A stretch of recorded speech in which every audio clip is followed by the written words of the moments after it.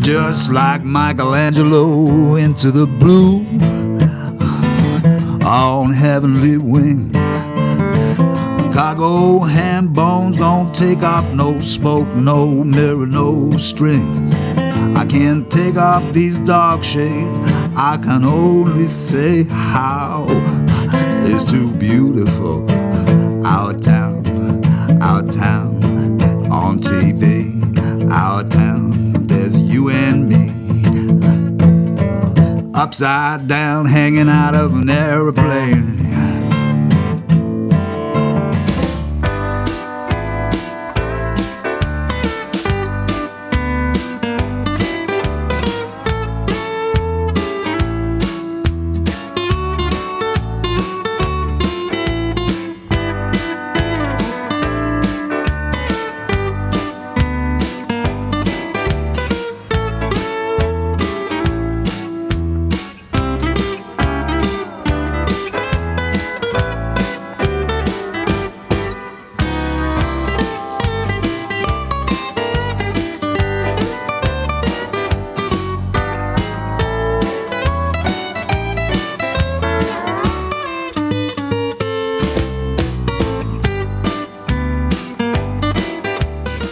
This is what I had to deal with 41 years ago, and now we jump ahead to 2012, and I'll pass this over.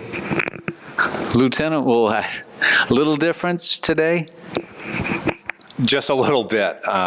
If you look at the manual we have today, it's probably about, I'd say about 6 inches, 7 inches thick. And what it does, just I'm going off with some of the, what we're required under accreditation. This was developed under Chief Cronin. Back, I would say it all began probably in the mid-90s, and finally took place a little bit after that. But we have, it just starts off with training and career development, standards of conduct, general management, just operations of the department, investigations, how they handled traffic, detention of prisoners and transporting them, emergency procedures, property management, records, and communications. And all within that, there's subjects that cover them in detail of how we would handle each of those situations. So it's always growing. It's always being adapted to the new times. So these are always changing, and each year we review them to make sure they are contemporary to how we do business. Because when we go for accreditation, it is looked upon as how do you do it, and not only do they tell you how to do it, but they want to know that you're doing what you say you're doing. So that's what the accreditation process is, that independent people come in and review your policies and then make sure that you're doing what you say you're doing. The educator and taxpayer in me has to ask this next question. I'm thinking of the number of trees that had to be killed for that manual. Does every officer in the Amesbury Police Department own his or her, I'm happy to now say, own manual? Fortunately, we are now in the electronic age, so they get a digital copy. What would we do without technology? We're so lucky in this community to have the luxury of a highly skilled and qualified police department who, at least I can say personally, gives me a sense of constant safety and security. And I know that you make it a priority to support all levels of our population and all ages of our population. I know in the schools, in the past, when budgets could support this position, we had a school safety officer. Sadly, we no longer have that position, but we do have Officer Tom Hanshaw, who does an outstanding job of giving safety discussions in our school on an annual basis, and I believe following his lead is Officer Kevin Mulrennan, who I believe I've seen or heard in the schools once or twice also sharing the importance of safety. In turn, Officer Hanshaw, if I'm not mistaken, has a weekly column in the Amesbury Weekly newspaper, which is called Watch Words. So there's a great deal of wraparound support for our younger children in this community. And similarly, for our senior citizens, I know that Heritage Towers host dinners, and it's an opportunity for you, Chief Gagnon, or you, Lieutenant Ouellet, to have conversations with our senior citizens, addressing any particular concerns that they might have relative to community safety. And please correct me if I'm wrong, Chief Gagnon and Lieutenant Ouellet, but I believe you've set a priority of visiting the senior citizens, possibly at Heritage Towers for dinners, conversations that ensure them that our community is indeed very, very safe, and it gives them an opportunity to ask any questions of you as well. I wonder if you could speak a little bit about support for our younger residents and for our elders as well. Peter, one of our goals when Lieutenant Ouellet and I took over in 2010 was to really engage ourselves into the community, and no specific target. We wanted to engage the whole community, so we looked to engage ourselves with the business folks downtown, and that started with attending Rotary meetings, Rotary functions, chamber functions, chamber meetings. 2 hours ago, we were at the Rotary for luncheon. We were the guest speakers, and that's our third year there. And we've also engaged ourselves with the youth in the community and the schools. And, you know, 3 weeks ago, we did a big bullying presentation in all 4 schools. I know the high school was close to 700 or 800 individuals there, and greatly successful. I thoroughly enjoyed it. I think the kids got a lot out of it. It was educational for them. I think it's going to keep a lot of them in the right direction, but it's important to do those things, and Officer Hanshaw is always in the schools doing those things. Some of the detectives go in and talk about narcotics, and they talk about identity theft and different things with the kids.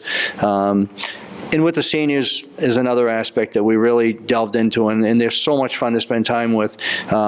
We had a program for years here called Coffee with the Cops, and Officer Hanshaw would go over and speak with the seniors once a month, and that was pretty much the extent of it, and we worked around his schedule. So when Lieutenant Ouellet and I took over almost 3 years ago now, we kind of changed it. We felt that the elderly weren't, or the seniors weren't getting everything they should, so we changed it to Coffee with the Chiefs, and we invited the fire department in, the emergency management director, and we started attending all the monthly meetings. Both of us, the fire chief, emergency management director at the time, and every month we alternated, and each department took a month, although we were all there, and we gave them some type of presentation on some aspect of our jobs. Whether for us it would be canine, we showed them crime scene, we gave them a tour of the police station. So we've done a bunch of different things with them. We had one of our officers go over and show them all the different tools we carry and how they work and why we carry them. And more recently, we started doing monthly meals. Lieutenant Ouellet and I alternate every other month. One of us will go down. We'll take another employee with us. Might be a civilian, might be a sworn officer. Last month, Lieutenant Ouellet took down Sergeant Chatigny, who's been on here almost about a little over 30 years, and introduced him to the seniors, and they got to sit and chat, and we served them dinner, and it's a great experience. But we've done a lot of that with the seniors. We're at the senior center every month. After the parades, Memorial Day, Veterans Day, usually myself and Lieutenant will go with the mayor, and we'll go chat with the seniors at the Heritage Towers, and it's really something we enjoy doing and should be doing. And the old adage of law enforcement has changed drastically. I think about 5% of what we do is law enforcement, and the rest of it's service to the community. And the job has really evolved to that point, and we're the only ones open 24/7 when someone's having a problem or someone has an issue. And we've got quite a bit of resources we can get to get just about anyone help with any issue. So again, it's that community engagement we've searched for and really delved into, and I think it's really showing success for us and the community. Well, certainly service is the greatest gift you can give, and I don't know the experience of our surrounding communities, but I would suggest that what you just portrayed, the way you, Chief Gagnon, and you, Lieutenant Ouellet, live your lives as police officers is markedly different from that of surrounding communities. And how fortunate we are to have folks like yourselves who give so much of your time to all facets of our community, whether it be young, middle-aged, or the elderly. I'm very impressed and very grateful to live in a community that values service to others. As we were talking today, something that I didn't address, but I'd like to just briefly. When we were downstairs talking with the shift supervisor, Officer Schultz, yes, and the dispatcher as well, and talking about the level of response to different phone calls as they come in, I didn't talk about the more significant incidents that happen, unfortunately, on occasion, the really large crisis that you might be faced with, not just as a community, but as a region. And I know that you enjoy a relationship with NEMLEC, if I'm not mistaken. And I wondered if you could talk a bit about that. I'm going to show my ignorance. I don't know a lot about it, but I know in a previous conversation, I think with you, Chief Gagnon, you talked about enjoying a relationship with NEMLEC that gave you greater support in the event of a large-scale crisis. And I'm going to let Lieutenant Ouellet address this because it's his specialty area. He was our SWAT team commander here for years. We had our own regional SWAT team with some of the surrounding communities, and that unfortunately ended because we could not keep up with the training requirements and the demands, and it was very expensive to run. So, and there's such a need for it here. We had some real bad incidents here in the late 90s and early 2000s where 4 years in a row, from 99 to 2003, there was a domestic-related death every year for 4 years. And I believe 4 of them were domestic homicides. There was homicide, suicide. So these things happen. And we certainly had the need for it, and that's why our equipment evolved also to deal with these issues. But I'm going to let Lieutenant Ouellet tell you a little bit about NEMLEC, how we get into it, and the reason for it. Thank you. And I was just, as the chief was going back, you were discussing what we do with the community. And I think back years ago, how they dealt with that was the chief used to walk downtown, would have dinner and the breakfasts, the luncheon, and he would go to the different places where people would gather, and he would have conversations with them back probably in the 60s, 70s, and probably even the 80s. That's how the communication was done. So now it's a little bit more formal. We bring it to them, to their location. We don't go to the coffee shop where you have a kind of a limited group. So it was done back then. It was just done differently, and we're just doing it a little more different. We got a great collaboration between us and the schools, which is a great program that allows us to communicate with them freely and them freely back to us with a mutual understanding agreement. So things were done the same way, but differently, I guess is a way to look at it. And speaking in regards to the NEMLEC, is we also have a very close relationship and a collaboration with our communities around us, Amesbury, Salisbury, Merrimack, West Newbury, all of us. And we have what's called an alert program. An alert program allows us that if we have a very serious incident here in Amesbury, that this would be given out over the radio system, and that we could, and depending on the seriousness of the call, that we would use the alert system, and it will allow us to have access to all those communities and have them at our doorsteps between 5 minutes to 10 to 20 minutes, and we could have 40, 50 officers here within that short period of time. But we realized that there was something more to just having a bunch of officers here. We needed some specialized trained officers in regards to access to what they offer is many facets to NEMLEC, but one of them is 2 of the major components is what we have is the STARS program, and that's a student threat assessment, and how that works is that they'll come to your community if you have a serious school incident, and they'll bring a group of people that are trained in working with the schools, working with the parents, and it can go from any type of a serious incident with a student to a crisis situation that needs immediate response from the police, and that they can handle the aftermath of all that. Another program is that they have a regional SWAT team with equipment that was very technically advanced to today's very contemporary training, something that we tried to do from the mid-90s to late 2007, 2007, 2008. Again, policy-driven, we're an accredited agency. We weren't able to meet the obligations of our accreditation to keep that team up in a regional basis that we used to have between Amesbury, Merrimack, Salisbury, and other regional towns. And so because of that, we had to give up our part of it, and we transferred over to NEMLEC, who was able to fill in those shoes for us for a serious incident to happen, that they would be able to assist us with that. With that also, with the Chief of Police maintaining full control of the incident, and that he would have full, he makes the decisions. Let's put it that the Chief of Police makes decisions at all times when NEMLEC comes in. They don't take over, they assist us. It's quite a network. And again, very comforting to know that this exists. This has been the most informative afternoon for me. I certainly have learned so much about the Amesbury Police Department. And if you would excuse me for just a moment, I'm going to put Officer Fournier on the spot a bit. You're probably the person with the most head knowledge in terms of the history of the Amesbury Police Department, given your many years of service and now your return to the police department. But if I were to ask you, Ron, if you could speak briefly about the few things about the Amesbury Police Department that set it apart from all others. I mean, I think I've heard many things today that I could highlight, but what really resonates with you? What are the reasons, Ron, that you're back here doing this work? What were the compelling things that helped you decide this was where you wanted to come to continue to do professional work for our citizens? What is it? Yeah, that is putting me on the spot. But in 1999, I had been away, I had been retired for 3 years.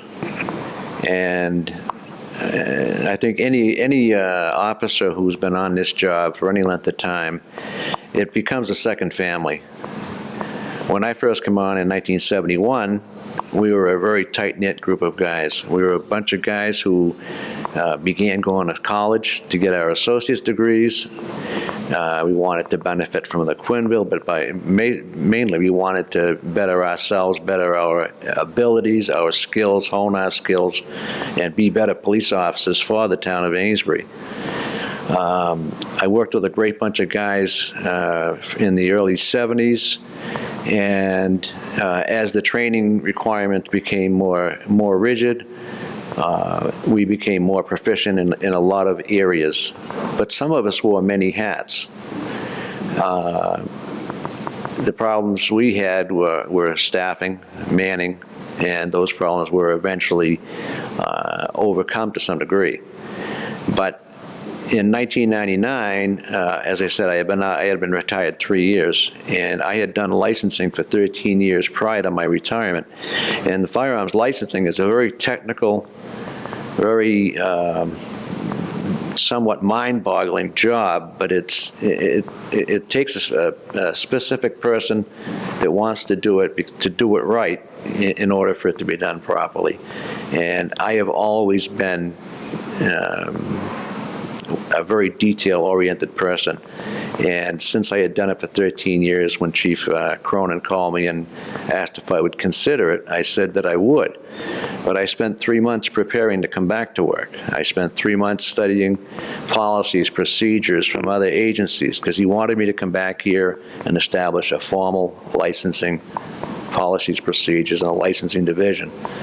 And after 3 months of surveying areas, departments of our size, departments of larger size, putting together what we felt would work for us for this size community, I began back on June 1, 1999, and I told him that I would try it. I would give him 6 months. I said, I'll try it for 6 months, and 13 plus years later, I'm still here, and I enjoy this job. I think that this current group of guys has, since I've been retired, still treat me with the utmost of respect.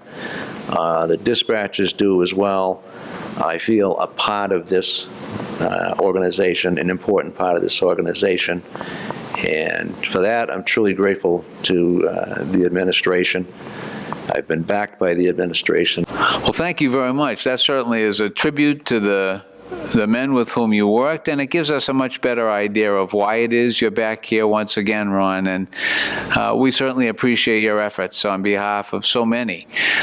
It would be probably important to give you an opportunity, Chief Gagnon, to respond a little bit and to talk about Officer Fournier's service to the Amesbury Police Department then, but most especially now. When I started as a patrolman in 1986, Sergeant Fournier was one of my supervisors, and I thought I was a pretty good report writer, and I was pretty meticulous, but I did make some errors, and Sergeant Fournier always caught them, and I don't think I know anyone who's more meticulous and detail-oriented than Sergeant Fournier. So when I took over, and during budget hearings, people questioned it, why do we need a firearms licensing officer as a civilian? Can't someone else do that? Well, with Sergeant Fournier's experience and his detail, and in such a critical area, because you don't want to be giving a firearms license to the wrong person. And you also want to make sure you're tracking the people who are having issues and suspending or revoking the firearms licenses when you need to, and securing the guns, because that's how tragedies happen. So having Sergeant Fournier here is a no-brainer for me. It's one of the most critical areas of the department that can cause us nightmares, and I don't have to worry about it all when he's doing it, because I know how meticulous he is from my early days, and he just does a great job. So he's got a job as long as I'm here. So, How you feeling? I feel like I could probably go another 4 years. It's on tape, so it's a deal. You got him for 4 more at least. Well, thank you so much. I'm the lucky one because I've been able to learn so much from each one of you today, and I'm grateful. And on behalf of the community, I want to express thanks once again to each one of you for what you do on a daily basis to ensure the safety and security of each one of us who has the pleasure of residing in this community. Before we sign off, I wondered, Chief Gagnon, Lieutenant Ouellet, or Officer Fournier, if there were any last words you wanted to share with our viewing audience. just a quick comment on how lucky I am as a chief to work in such a great community. We get full support from the mayor, from the council, from the business people, from the residents, and it makes our job so much easier, and it makes us want to even improve our service every day. So I consider myself very lucky to be in this position, to have the opportunity to serve the community here, and it is a great community, and we're trying to keep it that way every minute. Thank you. I'd just like to thank you for allowing us a platform to show where we were, who we are, and where we are today. And we'd just like to say thank you for that. Any final words, Officer Fournier? Yes, I'd like to thank Chief Gagnon for his continued support, as well as Lieutenant Ouellet. And as I said, I come back in 1999 thinking maybe I'd last 6 months, maybe a year. I wasn't sure how long it would be. As I approach almost 40 years of service to the town of Amesbury, I'm thankful for having had the opportunity to serve the people of this community. I was born here and I was raised here. My heart and soul are in the people in the town of Amesbury. And I'm just thankful to have been able to serve as long as I have, and hope to continue to serve for a few more years. It doesn't get any better than that. And thank you once again to each one of you gentlemen. It's been a marvelous afternoon, and we will stay tuned for even more great things from the Amesbury Police Department. Thank you once again.